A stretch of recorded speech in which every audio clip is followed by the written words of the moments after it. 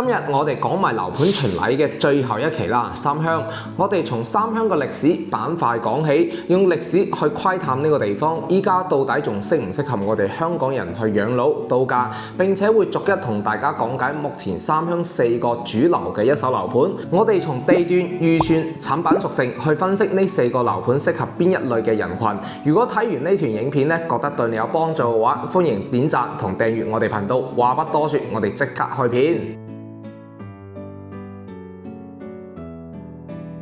三鄉呢個地方，相信好多香港人都聽過，甚至早期咧已經有部分嘅香港人喺呢度已經買咗樓，但相信好多人淨喺呢度適合度假養老，但唔知道呢一度嘅歷史。三鄉呢個名稱咧源自於宋元時期，屏東、烏石、橋頭3個鄉村聯合城區，因此咧就慢慢叫成咗三鄉啦。呢度地處奇澳古道嘅核心樞紐，係古時候香山至澳門嘅必經之路，商人、挑夫往來澳門嘅官員都行呢條路，三鄉區因此商業繁榮，初具僑鄉屬性。改革開放時期，三鄉成為全國開放標誌地。1980年，霍英東、何鴻燊合資建成中山灣泉賓館，成為全國首間中外合作嘅旅遊酒店。1984年，鄧小平巡視羅山妹山，留下不走回頭路嘅名句。大量港澳客商嚟到三鄉投資度假。雅居樂發源於三鄉嘅鴨崗村，陳卓林家族喺80年代經營家私廠累積咗資金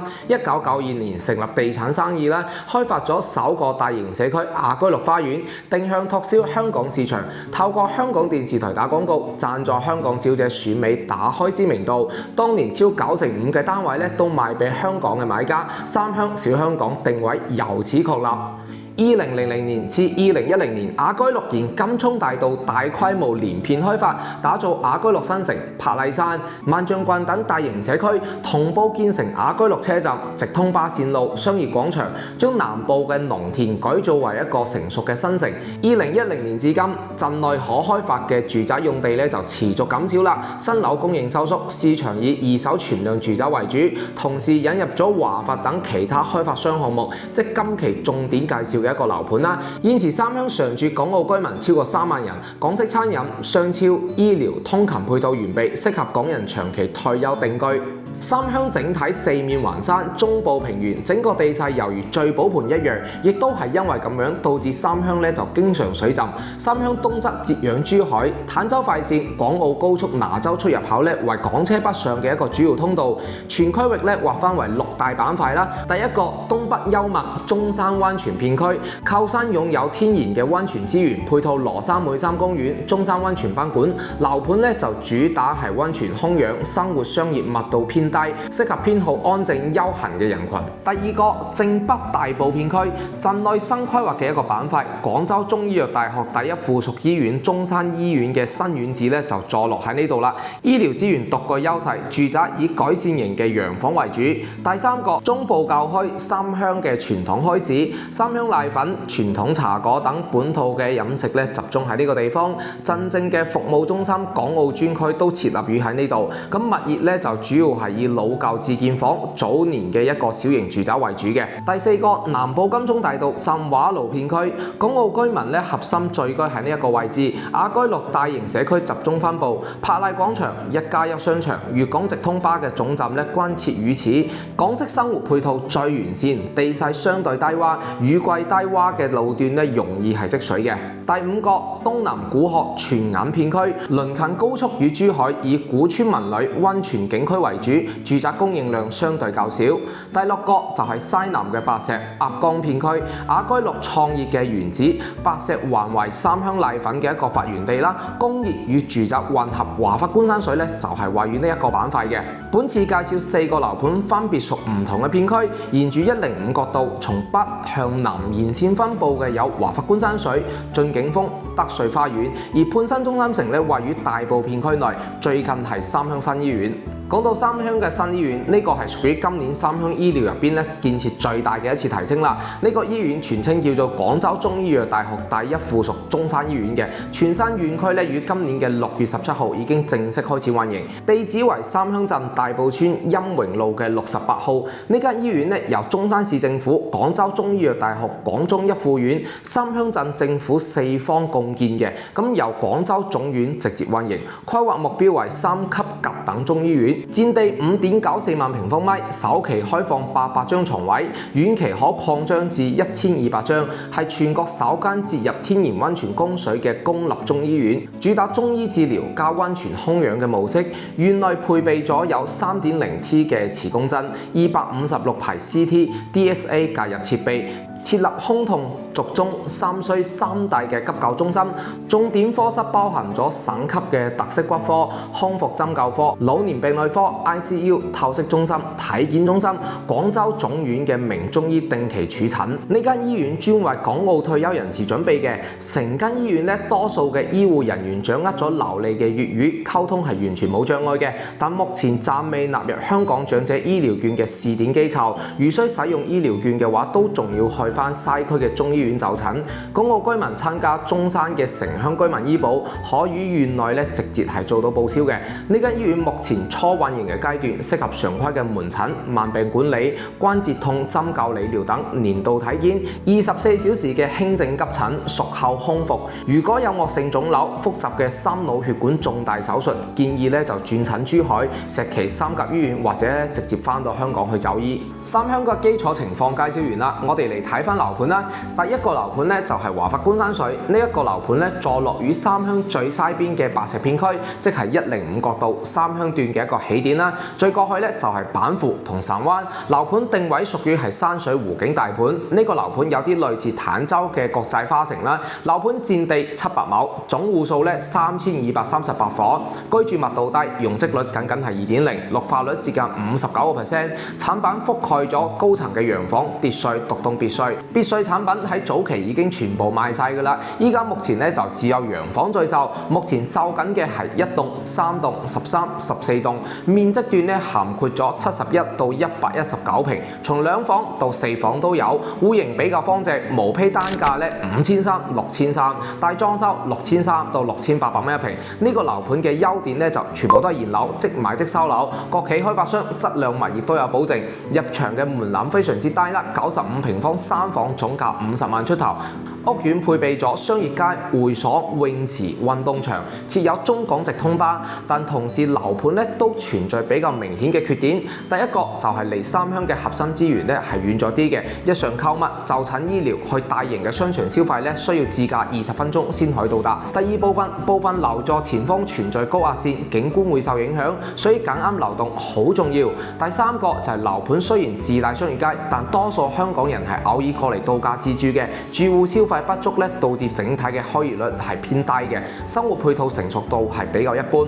呢個樓盤適合預算有限、偏好山水環境、平時中意港車北上消費嘅一個香港人。嚟到第二個樓盤駿景峰，呢個樓盤位於105角道三鄉段嘅一個中部位置，屏東片區內。樓盤定位高端景觀住宅，直望高爾夫球場嘅景觀，背靠五指山。樓盤開發商為晉源地產，中山本土嘅開發商嚟嘅，目前已經係現樓嘅階段，即買即收樓。成個樓盤佔地5.3萬平，總建築面積有成10萬平方，底下為連排嘅別墅同5棟高層嘅洋房組成，規劃嘅戶數咧係562伙，容積率3.0，居住密度整體而言線上可以。5棟高層嘅洋房咧呈一字排開啦，視野開揚。咁呢個樓盤咧就類似中山城區嘅華虹景悅圈。樓盤優點主打視野同景觀，同時可以睇到山湖、高爾夫3重景觀。成個屋苑咧係配備咗露天嘅泳池，戶型面積涵蓋咗89到134平，從3房到4房都有。戶型都係比較方正啦。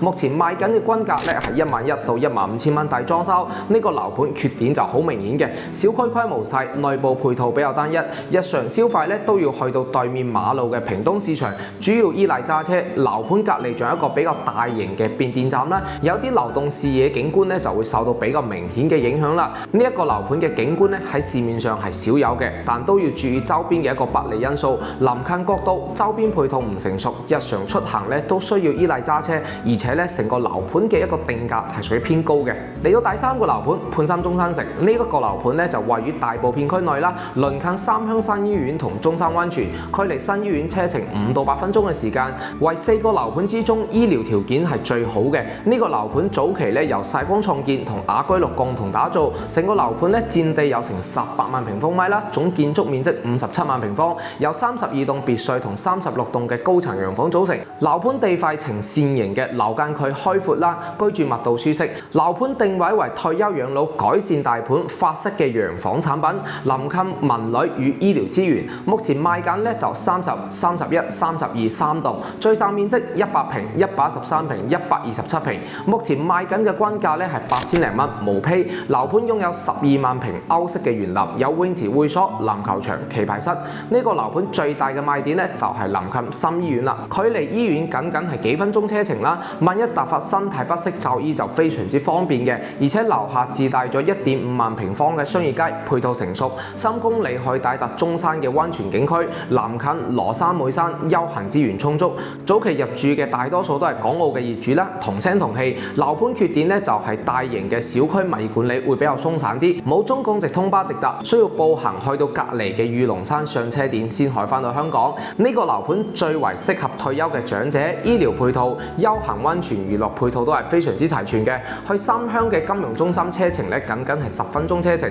，4個樓盤當中咧享受到嘅核心配套係最多嘅。第4個樓盤就係德萃花園啦，呢個樓盤咧位於105國道三鄉嘅一個末端，最往落啲咧就係珠海同坦洲啦。咁呢一個樓盤開發商咧為中山嘅高水地產，火炬嘅洪水品咧就係由佢哋打造嘅。呢個屋苑規模會比較細啲啦，樓盤佔地3.6萬平方，總共有8座，規劃嘅戶數咧係有1070戶啦，容積率3.0，居住密度中等，但綠化率去到38%，整體成圍合式嘅一個佈局，園林呈東南亞嘅度假風情啦，有中央嘅露天泳池，一眼睇過去咧有啲似洪水一版嘅 mini 版。呢個樓盤定位為入門級嘅供需住宅，三鄉距離珠海最近嘅一個樓盤啦，都係成個三鄉價錢最低嘅一個樓盤。目前單價咧係賣緊5600到5800蚊嘅毛坯，也可以加1500到2000蚊，玩翻開發商咧包埋個裝修嘅。目前主推賣緊係7棟同8棟，最售面積咧96、118，5棟仲有10幾套67平嘅一個兩房單位。呢個樓盤嘅優點咧就係鄰近坦洲快線、港澳高速拿州出口，20分鐘咧抵達港北嘅商圈啦，往返珠海購物非常之方便啦。目前已經係現樓嘅狀態，即買即收樓。呢個樓盤缺點咧周邊係臨近茅灣村同新余村嘅，有零散嘅工廠分佈，社區配套相對成熟，但係冇咁高端。如果想要行大型嘅商圈，需要依賴揸車去到珠海或者坦洲。屋苑靠近坦洲快線，靠路邊單位咧噪音相對會比較明顯啲。樓下咧冇中港直通巴，需要去到對面萬象郡嘅站點上車啦。呢個樓盤整體嘅一個出版唔差，適合預算低、平時有港車北上嘅香港朋友。睇完4個樓盤，我哋做一個簡單嘅總結。第一個，華發觀山水，預算有限，中意山水度假，長期港車北上自住，想平價入手試水，唔介意遠離鎮中心配套嘅，我哋就揀佢。第二個，駿景峰有專屬嘅山景高爾夫景觀，但周邊咧有變電站，近國道噪音，配套比較單薄，整體性價比偏低。第三個，半山中山城，退休長者嘅首選啦，就近三甲醫院、溫泉景區，小區嘅一個港澳業主咧會比較多啲嘅。商業齊全啦，養老定居需求優先睇翻呢個盤。第4個，德萃花園，經常往返珠海消費，但又唔想攞咁多預算出嚟咧，就可以揀翻佢啦。南近坦洲快線，無論去中山市區或者去珠海市區咧，都係比較方便嘅。我哋講翻三鄉整體嘅優勢啦。第一個就係呢度係老牌嘅僑鄉，幾萬港澳居民咧長住喺呢度，港式嘅茶餐廳、超市、直通巴，港澳嘅一個政務專區咧一應俱全。語言同生活習慣咧同我哋香港係一樣嘅，同聲同氣。第二個就係地形四面環山，溫泉山景資源豐富，休閒養老氛圍非常之濃厚。第三，依家有廣州中醫藥大學第一附院中山醫院嘅落成，慢病康復緊急輕症咧有專屬嘅公立醫療托底，長者定居咧安心非常之多嘅。第四個，樓價相比香港珠海市區門檻極低，唔到100萬就有2房、3房甚至4房嘅單位。但三鄉嘅先天短板咧，亦都要坦白同大家講清楚嘅。中部同金涌大道舊片區大細係屬於低窪片區，雨季容易水浸啦。除咗金涌嘅核心區，其餘6大板塊嘅商業分佈係比較零散啲嘅，多數嘅樓盤出行或者買餸咧都係必須自駕。新醫院暫時未置入香港嘅長者醫療券，大病或者複雜嘅手術仲要轉去石岐、珠海或者係翻香港。舊墟同西南工業片區咧會有少量嘅廠房啦，環境質素係比較差啲嘅。咁講到呢度，依家三鄉仲值唔值得入手呢？我客觀講翻句啦，早期三鄉咧有雅居樂嘅帶動，呢度確實係吸引咗好多嘅香港人嘅亮點啦。無論係產品亦或係價錢方面，都係嗰個時代嘅印記。但人會變，城市都會發展。中國房地產嘅去泡沫也導致咗成個雅居樂嘅退潮。如今中山嘅資源咧更多會向市區去傾斜，呢一點咧會影響到住三鄉嘅基建更新。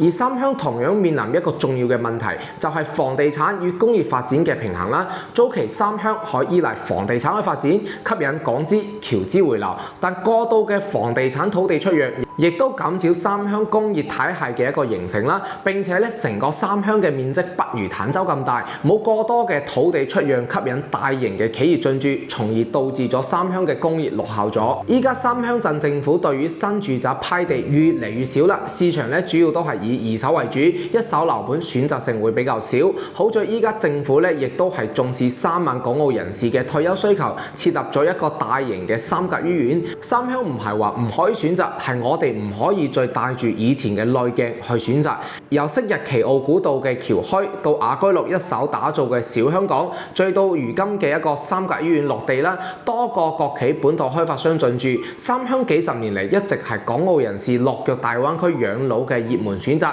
佢唔係繁華鬧市，但勝在生活節奏舒適、物價親民，同香港嘅習慣咧相通嘅。最後提醒大家，揀盤咧就唔好只睇價錢同景觀，一定要結合自己嘅預算、出行習慣、身體狀況。如果呢條片對你有幫助嘅話，麻煩幫我點個 like 同訂閱我哋嘅頻道。今期影片咧就到呢度啦，我哋下期影片再見，拜拜。